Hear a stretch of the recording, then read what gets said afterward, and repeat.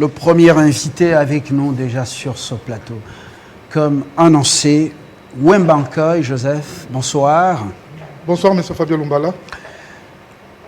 L'article 468 du Code des assurances en République démocratique du Congo et même l'article 286 ne sont pas du tout respectés ou observés par les sociétés multinationales, quelques-unes, les organisations internationales, y compris la MONUSCO, qui payent les primes des polices d'assurance dans d'autres pays au lieu de le faire en RDC.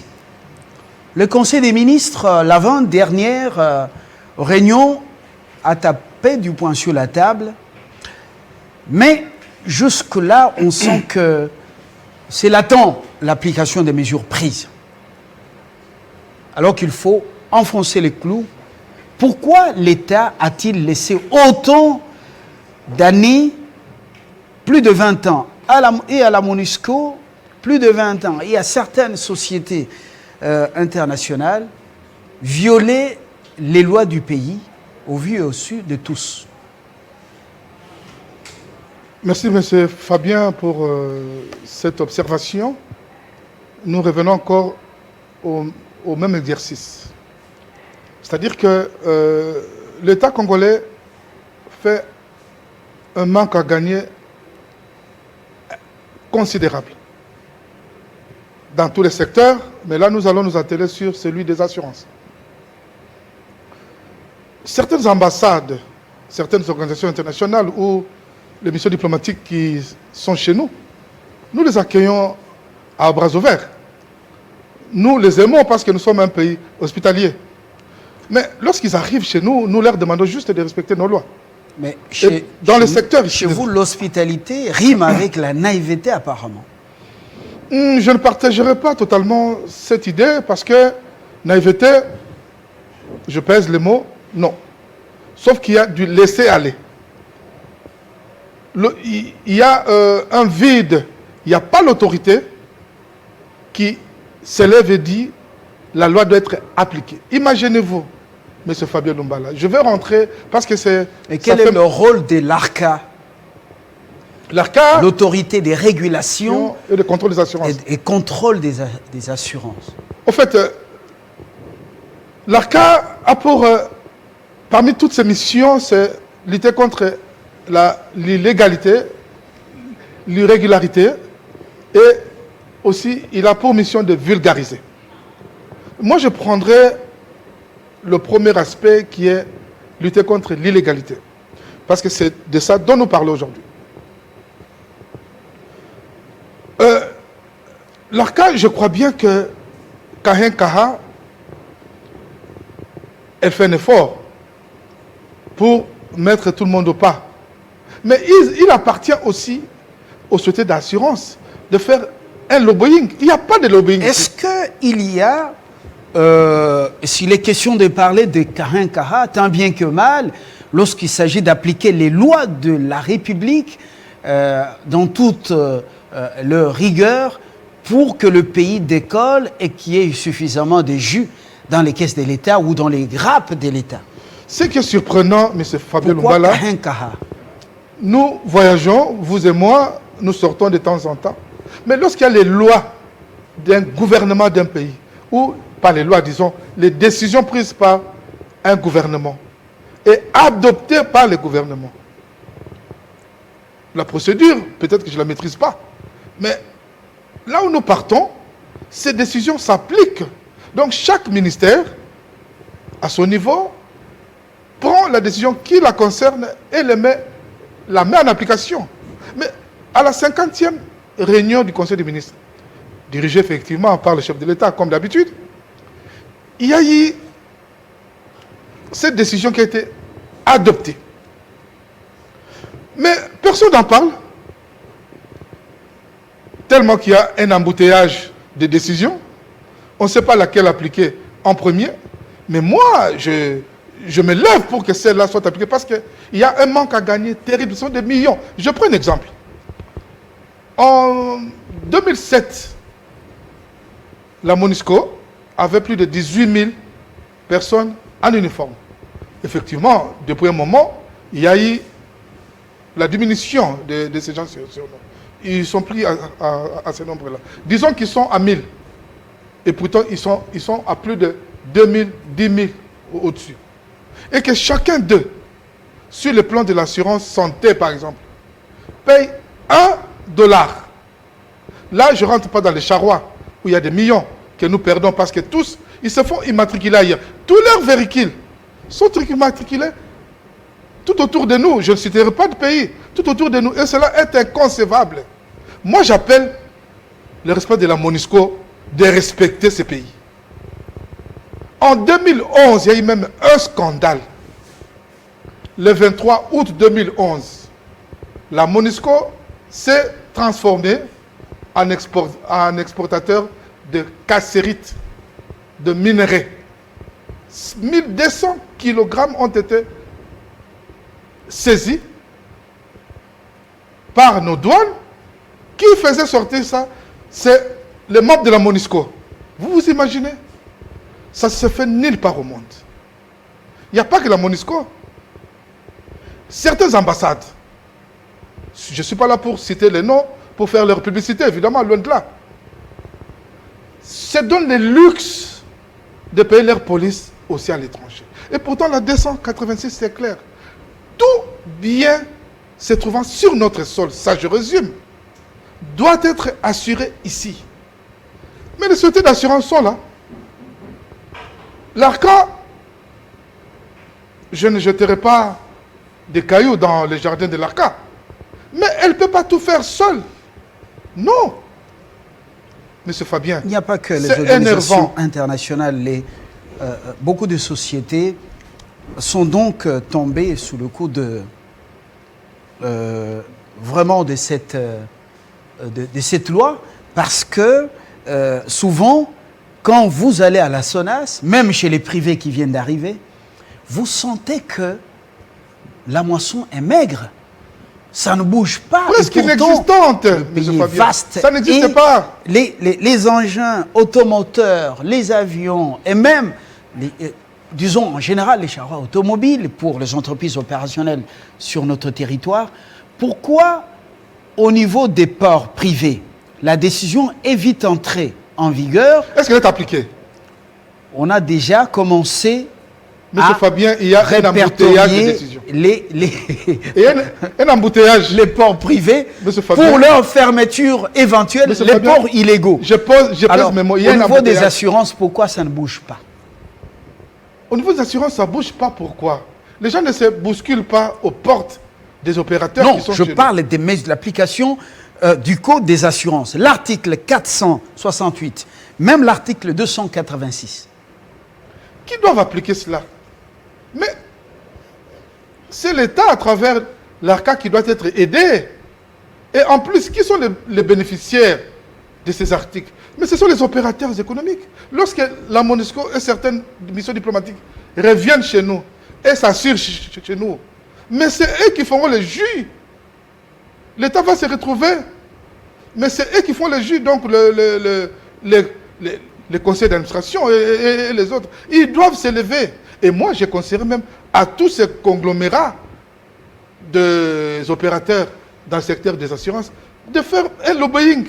Nous sommes prêts pour faire ça, M. Fabien. Nous sommes là pour faire ça. Nous pouvons faire ce lobbying-là et frapper à toutes les portes pour faire venir tous ces gens. Quand je parle ici, je parle plus pour qu'ils aient des clients. C'est 15 opérateurs. Pour que ils sont déjà en nombre de 15.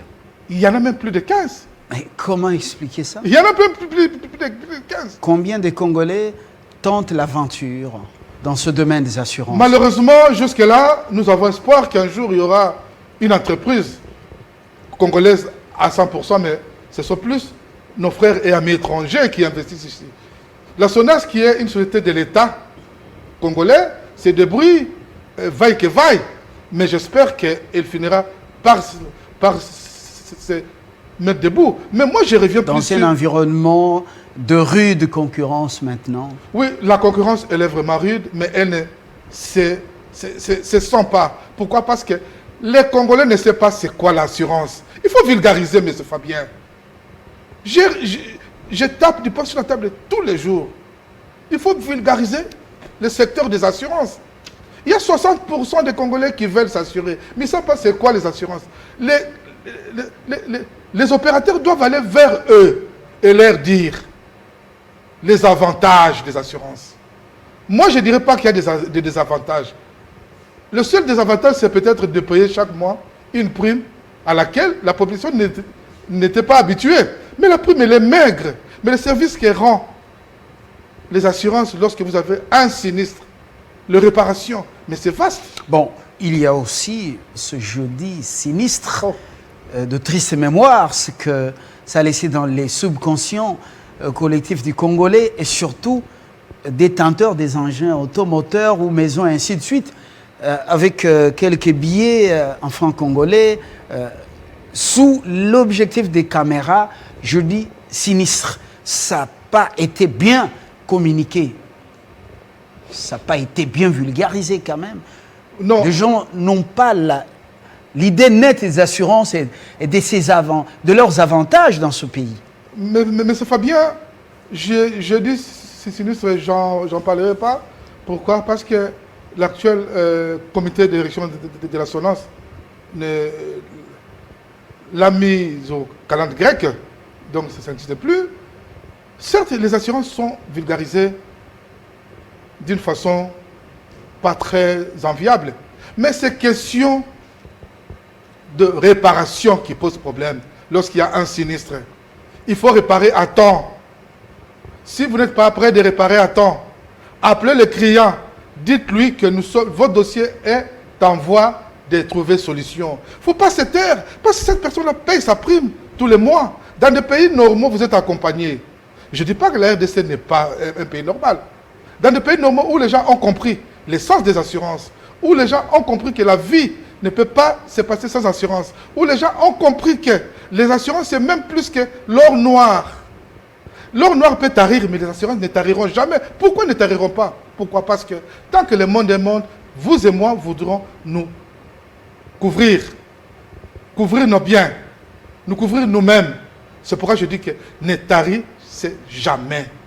Tant que le monde est monde. Alors, nous brassons des lois formidables en termes de contenu et de contenant, mais pourquoi intellectuels, instruits, nous, responsables, oui ou non, nous tardons à faire respecter des lois? Et du coup, des étrangers, des multinationales, des organisations internationales sont même plus têtus que nos lois. Le vrai problème, c'est à quel niveau? Bon, moi je crois que le vrai problème, c'est au niveau des sanctions. On doit sanctionner. La MONUSCO n'est pas au-dessus de la loi. La MONUSCO, c'est nous qui les avons invités et c'est nous qui les avons acceptés. On aurait dit non, la MONUSCO ne serait pas ici. C'est nous. C'est l'État congolais qui a accepté. Et lorsque la MONUSCO est arrivée, elle devait se mettre au pas par rapport aux lois de ces pays. Elle n'est pas au-dessus de la loi. Mais lorsqu'il y a ce laisser-aller là, vous et moi, nous faisons partie de l'État. Mais chacun de nous a une fonction dans l'État. Votre fonction dans l'État, c'est de divulguer les informations. Journalisme. Moi, ma petite fonction... Je ne me limite pas à ce niveau. Et plus que ça. J'éduque la population. Vous éduquez la population. Oui. Et c'est grâce à vous, il y a aussi des gens qui reviennent au pas. Moi, ma petite mission sur cette terre des hommes que nous appelons communément la RDC, c'est d'expliquer à mes semblables avec lesquels Dieu a voulu que nous soyons sur cette terre l'importance des assurances. C'est ça ma mission que l'État m'a offert. Mais il y a aussi d'autres qui ont la mission de sanctionner. Mais c'est à eux maintenant d'appliquer leur mission. Mais quand l'État se montre impuissant, nous, on a le devoir d'enfoncer le clou. Tout à fait. C'est ce que nous faisons. Alors, réveillez-vous, sortez de votre torpeur. Comment l'État peut-il être impuissant quand il connaît que les lois sont là et que, voilà, ces gens ont des devoirs, ils ont des obligations, mais ça ne bouge pas. Nous cherchons des petits millions ailleurs, alors que les millions sont ici entre nos mains. Des gens payent les polices d'assurance dans des pays juste à côté. Frontaliers? Oui, mais ici, les routes sont abîmées, Mais les étrangers ne payent pas les polices d'assurance. Alors, quelles sont les dispositions prévues par le Code des assurances pour contraindre organisations, sociétés, même MONUSCO, à le faire? Monsieur Fabien, l'ARCA n'est pas la justice. L'ARCA est là pour montrer le chemin. Mais l'ARCA sanctionne les sociétés qui sont ici, si les sociétés, les opérateurs auprès de qui ARCA a donné des agréments. Mais le code des assurances n'est pas muet quant aux contraintes, aux sanctions. Mais il y a le CNRF. Le CNRF fait quoi? Le CNRF doit se réveiller aussi. La justice, l'autre fois j'avais dit, le procureur général doit, auprès de la Cour de la cassation, doit se saisir d'office. Convoquer la MONUSCO. Pas convoquer, inviter la MONUSCO. Leur demander pourquoi vous ne payez pas chez nous, pendant que vous êtes chez nous. Et c'est là que j'aimerais même que, lorsque la MONUSCO payera, que ce soit d'une façon rétroactive. Quand vous dites, je vous rejoins, quand vous dites qu'il y a des millions sous notre barbe, il y a des millions. Mais j'ai espoir, M. Fabien, que vous et moi, et Télé 50, nous ne faisons pas un travail inutile. Nous ne pressons pas dans le désert. Bientôt, ça va bouger. J'ai espoir. Le bientôt... Et nous reviendrons ici. Le bientôt qu'on a toujours entendu, quoi, parce que vous regardez même, vous me parlez des 15 opérateurs déjà, à part la SONAS. Oui. 15 opérateurs privés. Plus que 15. Oui. Ouais. Mais combien de Congolais tentent l'aventure? Lorsque la manne va atterrir, va tomber, les Congolais seront toujours des spectateurs pour admirer la fortune des étrangers. Monsieur Fabien, je vous ai toujours dit qu'on a espoir. Il faut toujours avoir espoir. Vous êtes chrétien, comme moi-même. Il faut avoir espoir qu'un jour, il y aura des compagnies congolaises. Cela ne nous demande pas de haïr les autres compagnies. Non, nous les accueillons. Il n'est pas question de Ils la sont là haine. chez nous. Il Ils est sont là chez question nous. de l'intérêt du pays. Elles travaillent ici sur nos sols, sur le territoire de la RDC. Elles sont les bienvenues. Et je les applaudis même. Mais l'ARCA dont vous faites allusion n'est pas là pour sanctionner les assurés. Ici, la MONUSCO est assurée.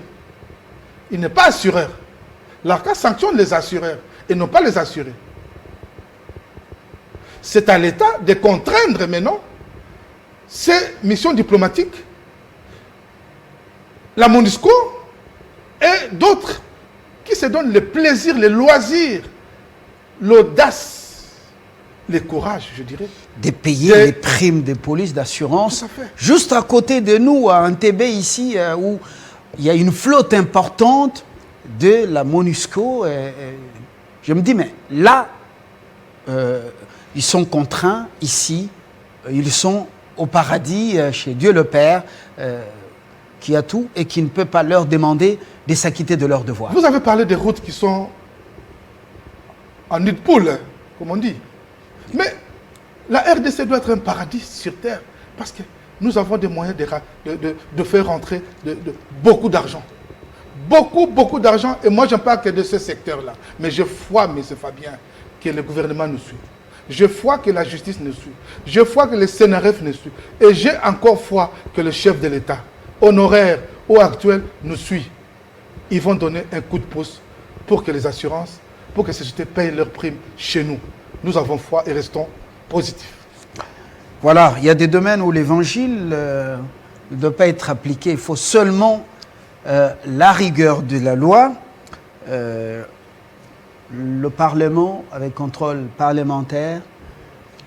On a aussi l'IGF, l'Inspection générale des finances, la Cour des comptes, et puis d'autres structures qui viennent de naître pour être beaucoup plus efficaces. Voyons voir à quoi ça va rimer pour qu'on mobilise assez de ressources financières. Il y en a beaucoup ici, au pays. Merci. Monsieur Fabien, Joseph. Je vous remercie et j'en profite pour dire joyeux anniversaire à M. Jean-Marie Kassambaki, nous offre tous les jours son plateau. Ah, vous n'avez pas été là. Merci, M. Jamal. Il a soufflé sur une autre bougie. Nous allons récupérer. D'accord. Merci. Wembankoy Joseph, expert en assurance, en RDC. Oui, il a aussi plusieurs qualités. Dans quelques instants, on parle emploi, comment dénicher les opportunités, d'autres opportunités en plein Covid-19. On sent que c'est lent.